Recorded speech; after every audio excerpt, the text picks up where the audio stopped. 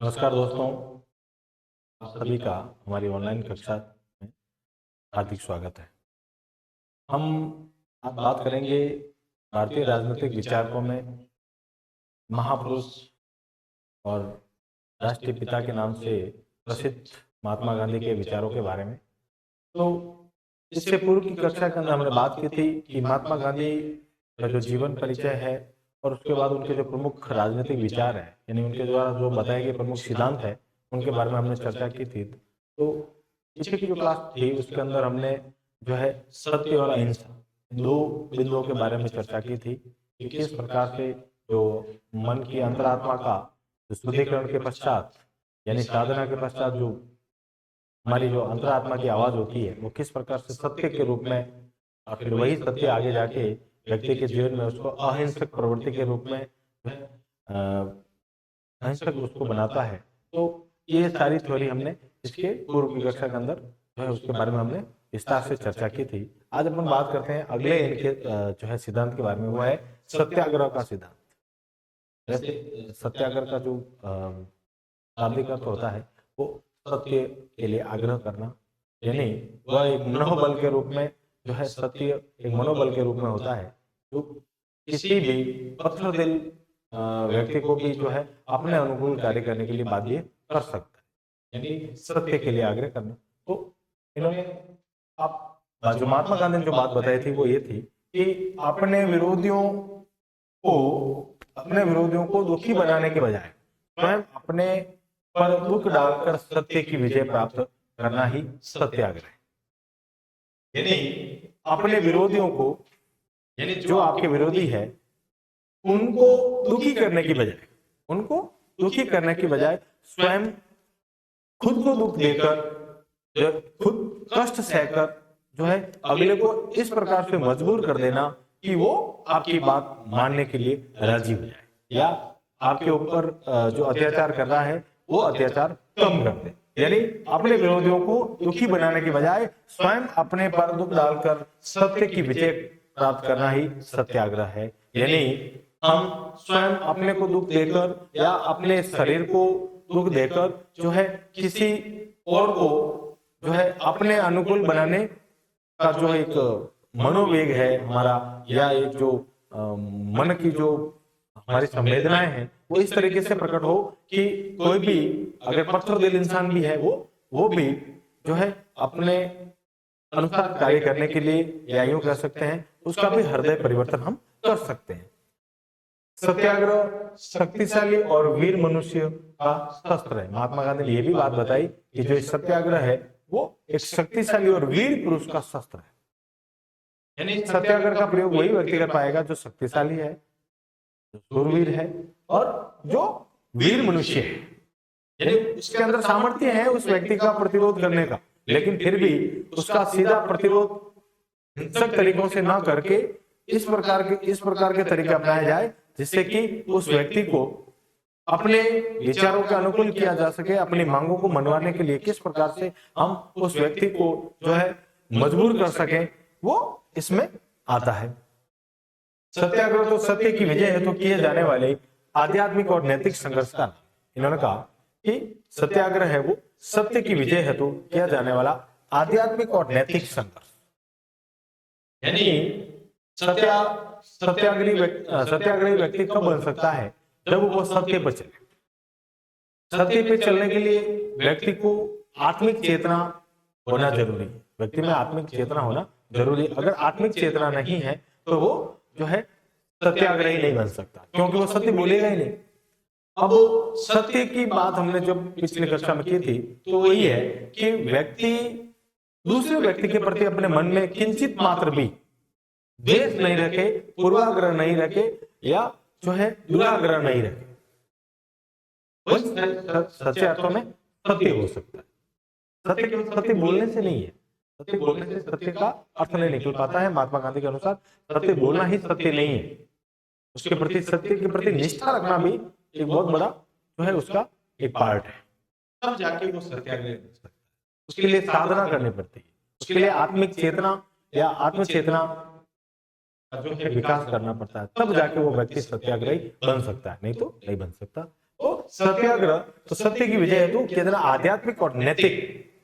अब नैतिक पैमाने वो होते हैं जो व्यक्ति को सही और गलत का फासला बताते हैं, क्या चीजें सही है, कौन सी व्यवस्था अच्छी है, कौन सी व्यवस्था बुरी है, इनको बताने के लिए जो है नैतिक जो बातें होती है वो पर्याप्त होती है। ये वो सिद्धांत होते हैं जो किसी मनुष्य को ये बताते हैं कि अमूमन ये व्यवस्था गलत है या ये कार्य गलत है और ये कार्य और ये व्यवस्था सही है। यानी सही और गलत, यानी व्यक्ति को विवेकशील बनाने का जो कार्य है वो नैतिक धारणाएं करती है, व्यक्ति को रोकती भी है गलत कार्य करने से, वो किस प्रकार से जो अपने कार्यों का, क्योंकि महात्मा गांधी के जो सिद्धांत है उसमें सबसे बड़ी यही चीज है कि व्यक्ति स्वयं अपने आप को कष्ट सहकर भी दूसरों का कभी बुरा नहीं कर सकता। यानी अपने आप को कष्ट सहो ताकि हमें देखकर अगला व्यक्ति का जो है वो दिल पसीजे और वो हमारी बातें मानने के लिए मजबूर हो जाए। तो ये अंग्रेज सरकार के जो कार्यों के प्रतिरूप में जो है महात्मा गांधी ने इनका उपयोग किया था। तो आध्यात्मिक और नैतिक संघर्ष का नाम है। एक सत्याग्रही अपने प्रतिद्वंदी से आध्यात्मिक संबंध स्थापित कर लेता। अब बात यहां हो रही है कि व्यक्ति अपने स्वयं को दुख दे, स्वयं को कष्ट सहने का जो है आदी बना ले, ताकि इससे क्या है कि एक मनोवैज्ञानिक दबाव, एक आध्यात्मिक दबाव वो पड़ेगा सामने वाले पे, और उसी का परिणाम होता है कि सामने वाला आपकी बात मानने को मजबूर हो जाता है। यह है कि एक सत्याग्रही होता है वो अपने प्रतिद्वंदी से क्या कर लेता है, संबंध बना लेता है। वो आध्यात्मिक संबंध है, वो मनोवैज्ञानिक संबंध बन जाता है, जिसके कारण वो है जो उस व्यक्ति को प्रभावित करता है। नहीं, अगर व्यक्ति प्रभावित नहीं हुआ तो कहीं ना कहीं सत्याग्रही व्यक्ति में जो सत्य के प्रति आग्रह है वो उसमें कोई ना कहीं कमी है। अगर ऐसा हो जाता है तो इसका मतलब बहुत बड़ा एक मनोबल उस व्यक्ति के पास है, जिस मनोबल के बलबूते वो अपने आप को कष्ट सहकर भी दूसरे को अपने अनुसार कार्य करने के लिए बाध्य कर सकता है। अगर अपन बात करें तो सत्याग्रही के क्या गुण हो सकते हैं, सत्याग्रही के क्या गुण हो सकते हैं, उसमें पहला है व्यक्ति सत्य पर चलने वाला हो। सबसे बड़ी बात है, जब सत्याग्रही है तो सत्य पर चलने वाला ही हो, बिना सत्य पर चलने वाला तो जो है सत्याग्रही हो ही नहीं सकता। अनुशासन में रहने वाला हो, अनुशासन में रहने के अभ्यस्त हो या अनुशासन में रहने वाला, क्योंकि इस सिद्धांत के अंदर महात्मा गांधी ने ऐसा बताया कि सिद्धांत के अंदर व्यक्ति को स्वयं कुछ करना होता है, स्वयं अपने आप को दुख देना होता है, स्वयं अपने आप को कष्ट में रखना होता है। और अपने आप को दुख और कष्ट कौन दे सकता है, वो एक अनुशासन प्रिय व्यक्ति ही दे सकता है। यानी अनुशासन का अभ्यस्त हो, सत्य पर चलने वाला हो, छल कपट झूठ हिंसा आदि का आश्रय नहीं लेने वाला। अगर छल का प्रयोग करें, कपट का प्रयोग करें, हिंसा का प्रयोग करें तो व्यक्ति सत्य पे नहीं चल सकता। जब व्यक्ति सत्य पे नहीं चल सकता तो वो एक सत्याग्रही नहीं हो सकता। अपनी गलतियों को स्वीकार करने वाला, सबसे इंपॉर्टेंट चीज ये है कि जो है व्यक्ति अपने आप को ही सर्वश्रेष्ठ मानता है, अपनी कही हुई बात को भी सत्य मानता है, वो किसी और को सुनना ही नहीं चाहता। तो इन्होंने महात्मा गांधी ने ये बात बताई कि एक सच्चा सत्याग्रह वही हो सकता है जो अगर मान लो उससे गलती भी होती है तो उस गलती को सहर्ष स्वीकार करे और उसमें सुधार करने का पर्याप्त परिश्रम करे, तब जाके वो सत्याग्रही बन सकता है। यानी गलतियों को स्वीकार करने का उसके अंदर जज्बा होना चाहिए। सत्याग्रही 11 व्रतों का पालन करने वाला, इन्होंने 11 व्रत भी बताए हैं, वो कौन कौन से हैं, अहिंसा, सत्य, अस्तेय, अपरिग्रह, शारीरिक श्रम, आस्वाद, निर्भयता, स्वदेशी अपनाने वाला, धर्मनिरपेक्ष व्यक्ति और अस्पृश्यता निवारण करने। यानी ये इन व्रतों का अगर कोई पालन करने वाला व्यक्ति है तो वो व्यक्ति जो है एक सत्याग्रही हो सकता है। पहला सत्य पर चलने वाला व्यक्ति, दूसरा अनुशासन में रहने के अभ्यस्त, क्योंकि अनुशासन सत्याग्रह के लिए अनुशासन बहुत जरूरी होता है। फिर मन वचन और आचरण क्रम से अहिंसा पर चलने वाला, मन वचन और क्रम, मन से भी किसी के प्रति दुर्भावना ना हो, ना अपने वचनों से कोई जो है दुखी हो, और ना हमारे कर्मों के द्वारा हमारे आचरण ऐसा हो कि कोई भी व्यक्ति हमसे दुखी ना, या हम किसी को मन वचन क्रम के माध्यम से किसी को जो है दुखी नहीं करे, वही व्यक्ति सत्याग्रही हो सकता है। छल कपट झूठ हिंसा इनका तो उपयोग वो कर ही नहीं सकता। अगर झूठ बोलेगा तो फिर सत्याग्रही हो ही नहीं सकता। फिर वो छल कपट या कोई ऐसे साधनों का इस्तेमाल करेगा जिससे कि उद्देश्यों की प्राप्ति की जा सके, वो संभव ही नहीं है। महात्मा ने एक बात कही थी कि व्यक्ति के जो उद्देश्य होते हैं वो जितने पवित्र होते हैं उतना ही पवित्र साधन होना चाहिए।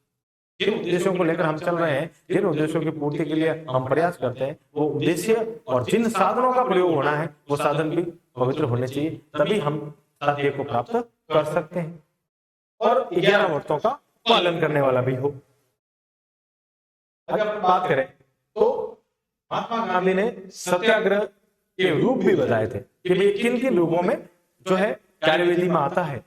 असहयोग, शासन के साथ असहयोग करना। असहयोग का मतलब आप जिस शासन के अंतर्गत रह रहे हो, जो शासन आपके ऊपर संचालित है, उस शासन का शांतिपूर्ण तरीके से, अहिंसक तरीके से जो है उसका जो है उसके साथ असहयोग करना या उसकी बातों को न मानना। और आपको पता होना चाहिए महात्मा गांधी ने असहयोग आंदोलन भी चलाया था। वो इसी विचार सत्याग्रह से ही उनका जो है विचार चला। सविनय अवज्ञा, विनम्र पूर्वक शासन के जो नियम है उनको न मानना।